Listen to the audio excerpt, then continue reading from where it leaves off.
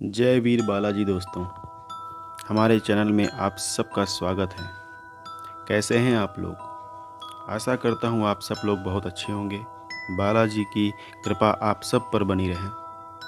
दोस्तों, आज मैं फिर आपके लिए लेकर आया हूँ गांव की 3 डरावनी कहानियाँ। अगर आपको हमारी ये कहानी पसंद आती है तो प्लीज़ कहानी को लाइक करिए, शेयर करिए और हाँ, चैनल को सब्सक्राइब करना मत भूलिएगा। यह कहानी आज से 22 साल पुरानी है। राधा के घर में उसके माता पिता, दादा दादी, एक बड़ी बहन और एक छोटा भाई था। राधा को सजने संवरने का बहुत शौक था। यह कहानी तब की है जब वो मात्र 16 साल की थी। मेकअप की शौकीन राधा बहुत ही खुशबूदार क्रीम पाउडर लगाया करती थी और हर वक्त इधर उधर घूमा करती थी। कुछ दिन पहले बड़ी बहन राखी का रिश्ता हो गया था और शादी का दिन करीब आ गया था। सब लोग शादी की तैयारियों में ही लगे हुए थे। शादी में अब सिर्फ 4 दिन ही बचे थे और आज से घर में नाचने गाने का कार्यक्रम प्रारंभ होने जा रहा था। इसी तरह 2 दिन गुजर गए और अब शादी से एक दिन पहले का दिन था। दिन तो अन्य कामों में बीत गया और रात को शुरू हुआ नाचने गाने का प्रोग्राम। आज नाचने गाने के साथ ही मेहंदी लगाने की भी रात थी। दोनों काम साथ साथ चल रहे थे। राधा ने आज नए नए कपड़े और खूब मेकअप करके रखा था। साथ ही पूरी बाहें भर के मेहंदी भी लगा रखी थी। लेकिन आज सुबह से राधा के पेट में दर्द हो रहा था। अब रात को 1 बज गया था। सब लोग नाचते गाते हुए एंजॉय कर रहे थे। उन दिनों गांव में शौचालय नहीं हुआ करते थे, इसलिए सभी को शौच के लिए खेतों में जाना पड़ता था। राधा के पेट में बहुत दर्द हो रहा था, इसलिए मजबूरी बन पड़ी खेत में जाने के लिए। उसने अपनी दादी और चाची को साथ चलने को कहा। दादी के कहा कि चलो चलते हैं, लेकिन रात बहुत हो गई है, इसलिए अपने चाचा को साथ ले लो। वो भी साथ चलेगा और हमसे थोड़ी दूर खड़ा हो जाएगा। राधा अपने चाचा को बुला लाई और सब लोग खेतों की तरफ चल दिए। जैसे ही वो लोग खेतों के पास पहुँचे, राधा के चाचा जी वहीं पर रुक गए और तीनों को कहा कि वो लोग जाएं। खेतों में आगे जाकर राधा की दादी और चाची थोड़ा पहले ही रुक जाते हैं और राधा खेतों के अंदर चली जाती है और एक तरफ खाली सी जगह पर बैठ जाती है। और तभी राधा की नज़र एक पेड़ की तरफ जाती है, जहाँ पर कुछ साए नाच रहे थे। राधा उनकी तरफ टार्च मारकर देखती है तो उसकी हालत ख़राब हो जाती है। उनके चेहरे देखते ही वह जल्दी से वहाँ खड़ी हो जाती है और वहाँ से भागने लगती है, क्योंकि वो इंसान नहीं, वो प्रेत थे, जिनका चेहरा एकदम सफ़ेद और आंखें एकदम लाल थीं। और अब उन प्रेतों के पास राधा की खुशबू पहुँच जाती है। वो नाचना बंद कर देते हैं और राधा की तरफ देखते हैं। राधा वहाँ से निकल भी नहीं पाती और तब तक एक प्रेत पल भर में राधा के पास पहुँच जाता है। राधा जल्दी से दादी की तरफ भागती है, मगर तब तक एक प्रेत राधा के साथ हो लेता है। राधा पागलों की तरह घर की तरफ भागने लगती है। दादी भूत प्रेत आ गया, चाची भूत प्रेत आ गया, भागो भागो, भागते भागते ऐसा कहकर चिल्लाने लगती है। राधा को इस तरह भागते देखकर उसके चाचा चाची और दादी सब हैरान हो जाते हैं और उसके पीछे भागने लगते हैं। राधा को घर आते आते डर की वजह से बुखार चढ़ जाता है। 2 दिन तक राधा बुखार में ही पड़ी रहती है। उस पर किसी भी दवाई का कोई असर नहीं हो रहा होता। राधा के पिता जगह जगह डॉक्टर बदल कर थक चुके थे, लेकिन उसका बुखार उतरने का नाम नहीं ले रहा था। राधा जब भी होश में आती एक ही बात कहती, पापा भूत आ गया, पापा भूत आ गया, मम्मी भूत आ गया, मुझे मार देगा। फिर राधा के पिताजी ने उसको एक अघोरी बाबा को दिखाना शुरू किया। एक एक करके फिर न जाने कितने बाबा आए और कितने डॉक्टर आए, लेकिन सभी यही कहते, वो प्रेतराज है और वो एक शक्तिशाली भी है। हमारी शक्ति इस प्रेतराज के सामने कम पड़ रही है। जब भी कोई अघोरी बाबा उस प्रेतराज को आवाज़ देकर राधा के शरीर को छोड़ने की बात करता, तो वो प्रेत राधा के शरीर में ज़ोर ज़ोर से चिल्लाता और कहता, नहीं जाऊंगा, नहीं जाऊंगा, मैं इसे छोड़कर कहीं नहीं जाऊंगा। यह मुझे बहुत पसंद है और मैं इसे अपने साथ लेकर जाऊंगा। तुम लोग छोड़ दो, जाने दो मुझे, नहीं तो मैं इसको मार दूंगा। राधा की ऐसी हालत देखकर उसके माता पिता बहुत परेशान थे। अभी तक राधा थोड़ा बहुत खाना खा लिया करती थी, लेकिन जब से अघोरी बाबा राधा को ठीक करने के लिए प्रेतराज को परेशान कर रहे थे और उसको राधा का शरीर छोड़ने के लिए कह रहे थे, तो प्रेत बौखला गया था। उसने राधा का बहुत बुरा हाल कर दिया था। राधा अब खाना नहीं खा पाती थी और ना ही पानी पी पाती थी, क्योंकि उसको खाने पीने की चीज़ों में कीड़े ही कीड़े नज़र आते थे। कीड़े देखते ही वह खाने पीने की चीज़ों को फेंक कर मारने लगती और कहती, तुम लोग मुझे खाने की बजाय कीड़े खिला रहे हो। इन सब में कीड़े भरे पड़े हैं। और कभी वो अपना सिर दीवार में पटकती और तो कभी ज़मीन पर। भूख से परेशान होकर अपने ही पेट में घूंसे मारती और लेट कर चिल्लाती, माँ मुझे बचा लो, पापा मुझे बचा लो। राधा का किसी से कोई इलाज न हो सका। बेटी की ये हालत देखकर उसके माँ का रो रो कर बुरा हाल हो गया था। आखिर में कुछ परिवार वालों, पड़ोसियों और अघोरी बाबा ने कहा कि इस लड़की को ठीक करने की आखिरी उम्मीद यह है कि तुम लोग इसे मेहंदीपुर बालाजी धाम के मंदिर ले जाओ। अब तो ये वहीं पर जाकर ठीक हो सकती है। अब तो बालाजी महाराज ही इसकी ज़िंदगी बचा सकते हैं। न जाने कितने ही लोग बालाजी मंदिर से ठीक होकर अपने घर को जाते हैं। तो दोस्तों, बोलिए बालाजी महाराज की जय। सबकी बात मानकर अगले ही दिन राधा के पिताजी ने राधा को बालाजी मंदिर ले जाने का इंतज़ाम कर दिया और वो उसको बालाजी मंदिर ले गए। उसके माता पिता राधा को लेकर बालाजी में करीब 15 से 20 दिन रहे। इन दिनों राधा की हालत में काफ़ी सुधार हो गया था। बालाजी मंदिर में सुबह शाम आरती होती। मंदिर के पुजारियों के खास मंत्रों से मंदिर का भवन गूंजता रहता और पवित्र जल सभी भक्तों पर छिड़का जाता था। अब राधा धीरे धीरे ठीक हो रही थी। राधा के माता पिता राधा को लेकर वापस घर जाने की तैयारी कर रहे थे, लेकिन वो सोच रहे थे कि ये परेशानी पहले जिस वजह से हुई थी, पहले वो काम करना है।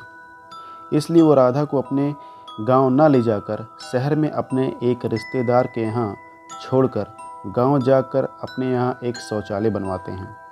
फिर जाकर राधा को वापस लेकर आते हैं। तो दोस्तों, यह बालाजी भगवान की ही शक्ति थी जो राधा ठीक हो पाई। और न जाने कितने ही लोग जो भूत प्रेत जैसे अन्य रोगों से बीमार होते हैं, सभी लोग बालाजी भगवान के मंदिर से ठीक होकर जाते हैं। दोस्तों, ये कहानी राशि और श्वेता की है। दोनों सगी बहनें हैं। दोनों मेरठ की रहने वाली हैं। इनका परिवार बहुत गरीब है। राशि एक कंपनी में जॉब करती है। घर के हालात को देखते हुए श्वेता ने कहा, दीदी मैं भी आपकी कंपनी में जॉब कर सकती हूँ। नहीं, मेरी कंपनी में तो कोई वैकेंसी खाली नहीं है। हाँ, पर जब वैकेंसी आएगी तो मैं तुझसे बताऊँगी। तभी एक दिन पड़ोस वाली आंटी ने श्वेता से कहा, श्वेता तू कल मेरे साथ चलना, मेरी कंपनी में अभी जगह खाली है। ठीक है आंटी, कल मैं आपके साथ चलूँगी। दूसरे दिन श्वेता और आंटी कंपनी जाने के लिए घर से निकल गए। दोनों पैदल वाले रास्ते से जा रहे थे। वहीं रास्ते में रेलवे क्रॉसिंग भी पड़ता था और ये सभी लोग जानते हैं कि रेलवे क्रॉसिंग पर आए दिन कोई ना कोई दुर्घटना होती ही रहती है। श्वेता जब शाम को घर पर आई तो राशि ने उससे पूछा, जॉब मिल गया क्या? तो उसने जवाब दिया, नहीं दीदी, मुझे काम पसंद नहीं आया। तो राशि ने कहा, कोई बात नहीं, अगर काम पसंद ना आए तो मत करना, जब कोई काम मिले अच्छा तो ही कर लेना। तो दोनों बहनें सो गईं। रात को श्वेता की तबीयत अचानक खराब हो गई। उसका शरीर बुखार से तप रहा था। राशि ने टॉर्च ढूंढा और दूसरे कमरे से दवा लेकर आई और श्वेता को जगाने लगी। श्वेता जैसे ही उठी तो ज़ोर ज़ोर से रोने लगी। राशि ने श्वेता से पूछा, दर्द हो रहा है क्या? तो श्वेता ने कोई जवाब नहीं दिया, बस रोती रही। राशि ने फिर पूछा, क्या हुआ तुझे? अब भी उसने कोई जवाब नहीं दिया और लगातार रोई जा रही थी। अब राशि को चिंता होने लगी कि ना तो ये कुछ बोल रही है, ना दवाई ले रही है, बस रोए ही जा रही है। आखिर इसको ऐसी क्या परेशानी है? जैसे तैसे रात गुजर गई। सुबह हुई। उनकी मम्मी उनके कमरे में चाय लेकर जाती हैं तो देखती हैं राशि सो रही थी। मम्मी ने राशि को जगाया और कहा, आज जॉब पर नहीं जाना है क्या? इतनी लेट तक कैसे सो रही हो? नहीं, जॉब पर नहीं जाऊंगी, श्वेता को डॉक्टर के पास ले चलेंगे। ये रात भर बहुत रो रही थी, इसका शरीर भी बुखार से तप रहा था। तो मम्मी ने कहा, ठीक है, तुम नाश्ता कर लो, फिर हम डॉक्टर के पास चलेंगे। नाश्ता करने के बाद राशि और उसकी मम्मी डॉक्टर के यहाँ जाने के लिए तैयार हो गए। राशि श्वेता के कमरे में जाती है और उसे तैयार होने के लिए कहती है। पहले तो उसने राशि की तरफ अजीब नज़रों से देखा, फिर एकदम से रोने लगी। क्या हुआ है तुझे? रो क्यों रही है तू? राशि के इतना कहते ही श्वेता जोर जोर से हंसने लगी और हंसते हंसते बेहोश हो गई। फिर डॉक्टर को घर पर ही बुलाया जाता है। डॉक्टर आता है और श्वेता का चेकअप करता है। चेकअप करने के बाद वो कहता है, बुखार ज़्यादा तेज़ होने की वजह से ये ऐसी हरकतें कर रही है। मैं इंजेक्शन दे देता हूँ और कुछ दवाइयाँ दे देता हूँ, 1-2 दिन में ये पूरी तरह ठीक हो जाएगी। इतना कहकर डॉक्टर वहाँ से चला गया। डॉक्टर के जाते ही राशि के घर में लोगों की भीड़ जमा हो गई थी। श्वेता सोई हुई थी। राशि ने उसको दवाइयाँ देने के लिए जैसे उठाया, वो उठने के बाद फिर से वही हरकतें करने लगी, कभी हंसती तो कभी रोने लगती। उस भीड़ से एक औरत निकल कर आई और उसने कहा, मुझे ये बीमारी नहीं लग रही है। मम्मी ने कहा, आपके कहने का मतलब क्या है? तो वो औरत बोली, अगर साफ शब्दों में कहूँ तो आपकी बेटी के ऊपर किसी बुरी आत्मा का साया है। आप ये कैसे कह सकती हैं? तो उन्होंने बताया, 3-4 साल पहले मेरे भाई की बेटी भी बिल्कुल आपकी श्वेता की तरह ही हरकतें करती थी। हमने उसे बहुत डॉक्टरों को दिखाया था, लेकिन उसे कोई आराम नहीं आया था।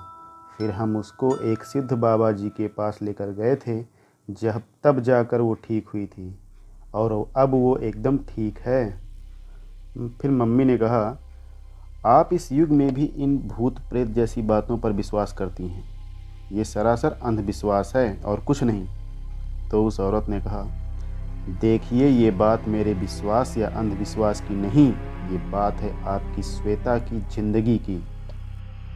भगवान न करे उसे कुछ हो जाए तो आप अपने आप को कभी माफ़ नहीं कर पाएंगी। तभी राशि ने कहा, मम्मी, ये जो आंटी कह रही हैं, वहाँ श्वेता को दिखाने में हर्जी क्या है? क्या राशि, तू भी इनकी बातों पर विश्वास कर रही है? नहीं मम्मी, बात विश्वास की नहीं है, मुझे बस मेरी बहन को ठीक करना है। मुझे उसके लिए कहीं भी जाना पड़े, कहीं भी दिखाना पड़े, मैं जाऊंगी। मम्मी ने राशि की बात मान ली और उस औरत से कहा, आपके भाई की बेटी को आपने कहाँ दिखाया था? आप हमें भी वहाँ ले चलिए। आप मेरे साथ चलिए, मैं आपको वहाँ लेकर चलती हूँ। तो राशि की मम्मी और उसके पापा श्वेता को लेकर उस गांव पहुंचे जहां वो बाबा रहते थे। आंटी ने कहा, बाबा मंदिर में रहते हैं और हम मंदिर की ओर चल दिए। रास्ते में चलते चलते श्वेता एकदम से चिल्लाई, मम्मी, और बेहोश होकर जमीन पर गिर गई।